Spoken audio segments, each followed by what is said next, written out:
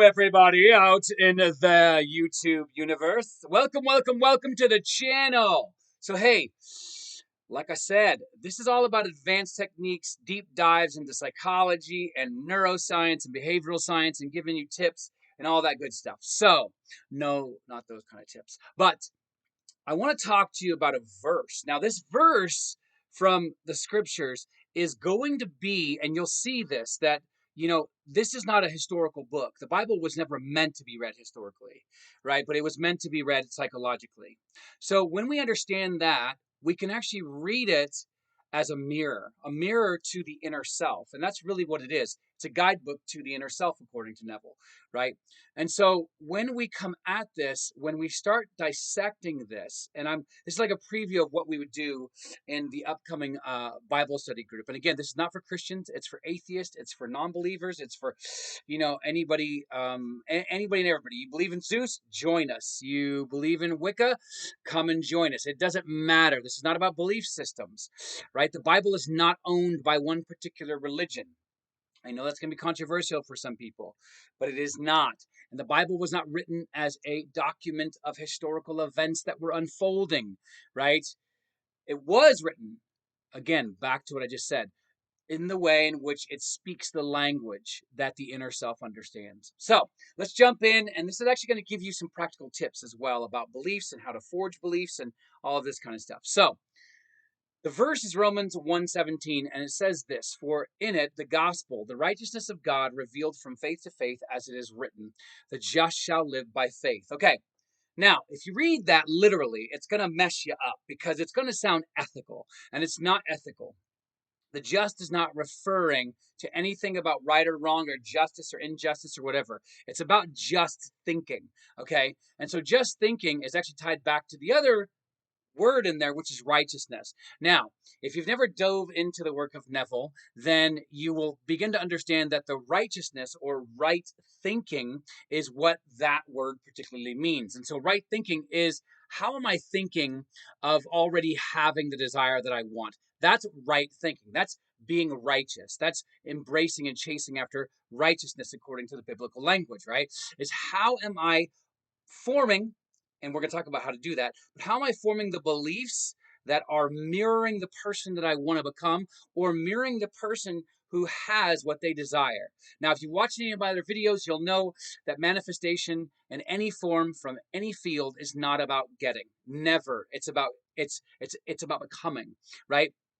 And so becoming is part of the process of right thinking, is realizing, okay, this is not about getting a house or getting an SP or getting a third P to disappear, a third person if you're new to that language.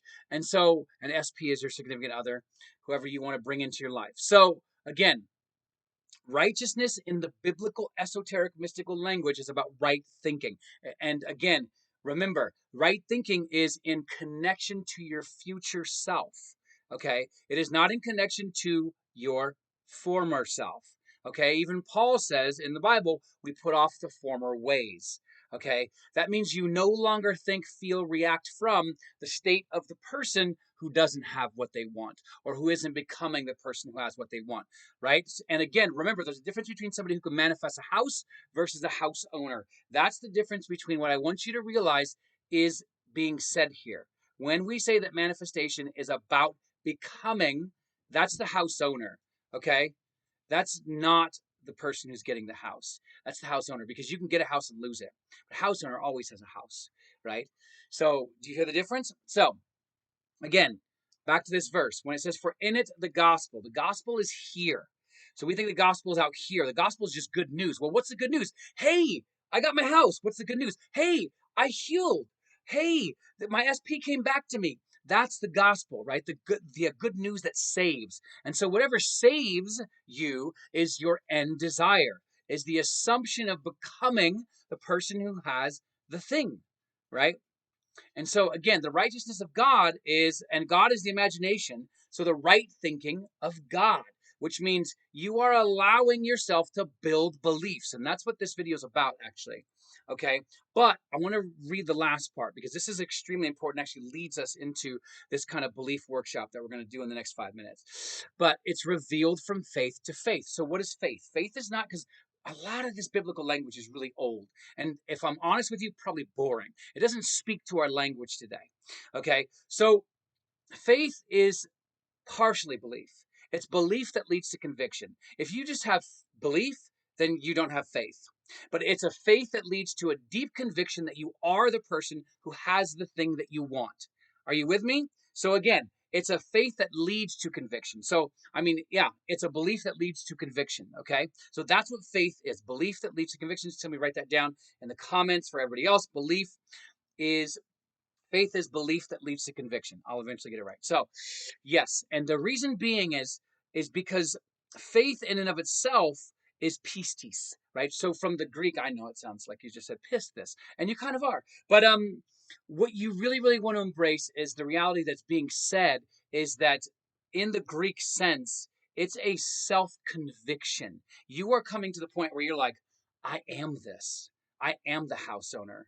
I am in a happy SP relationship with somebody I want to be in with, right? And that's key as well. Okay. So again, and it's right thinking, which means you are constantly framing and reframing your thoughts to fit the new thoughts, the new reactions, the new emotions, and the new beliefs of the person that you want to become. Are you with me? Okay. So what is a belief and how to form one? Because this is really important. Okay. Because if we're going to grow from faith to faith, it means that we should never really get bored of manifesting, right? We should always be able to grow. We should always try new challenges with ourselves. We should always be testing the law. We should be manifesting small stuff and big stuff all the time, right?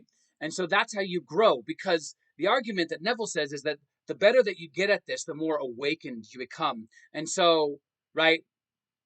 And so, um, what I want to do is I want to encourage you to begin to realize that when the Bible talks about faith, it is a belief that leads to conviction. So, what are beliefs? How do we build them? So, a belief is again a thought that you keep thinking and you rehearse and you get dopamine for, and you keep practicing and practicing and practicing.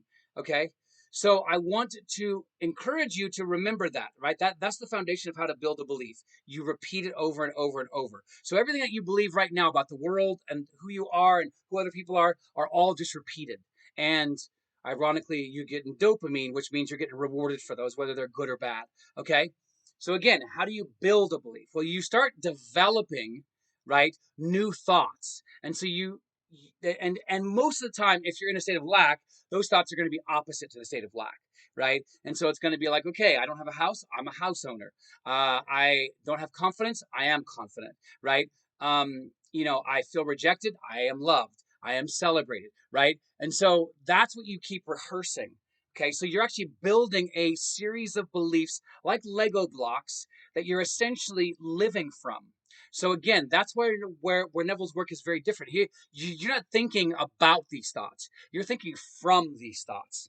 Okay, that means you are these thoughts because you are that which you believe, and you only get what you believe, right? And so I want to encourage you to realize and recognize that the power in belief is how you create them, how you modify them, how you become aware of them, how you're actively treating them like Play-Doh rather than like, I can't change them. Beliefs are so hard, right? That's a belief in and of itself, right? So you want to begin actively changing the architecture of your mental space, okay? And again, how do you do that? Well, you actively repeat the new thoughts.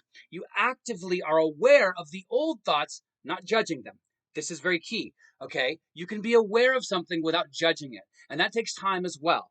Okay, all of this stuff is an art and a science. Okay, and so that means you do have to invest in the mental processes of saying, okay, I thought that thought, it's not going to manifest, but I do and am aware that that's still from the old way of thinking. So I need to continue down my path, right? So again, there are ways in which these beliefs operate on different levels, but I don't want this video to be too long. So check out, it's going to be kind of like a part 2 of how to build a belief, because this was kind of like an introduction of what beliefs are, and also using the Bible to let you hear how it's interpreted from a more mystical understanding and a more psychological approach to it. And that's how Neville actually approached it, also from the Kabbalah. And so feel free. Again, I think somebody else said that they're really interested in joining the Bible study. Again, this Bible study will not be your typical Bible study. This is not a Christian Bible study. This is a study of the Bible from the perspective that is speaking to the inner man, teaching it, right? Our inner self, our imagination, how to imagine better, how to create better, how to manifest better, right? So again, get in touch for that. And please share this video with at least one person today. What resonated with you, share that below. Watch out for the other video. I'm hoping to actually get that out today as well, whenever that is when you watch this one. So be safe in the world. Much love. If you're looking for coaching, get in touch. Otherwise, guys, live your best life. You can really, really live a really awesome life. And I believe that for you.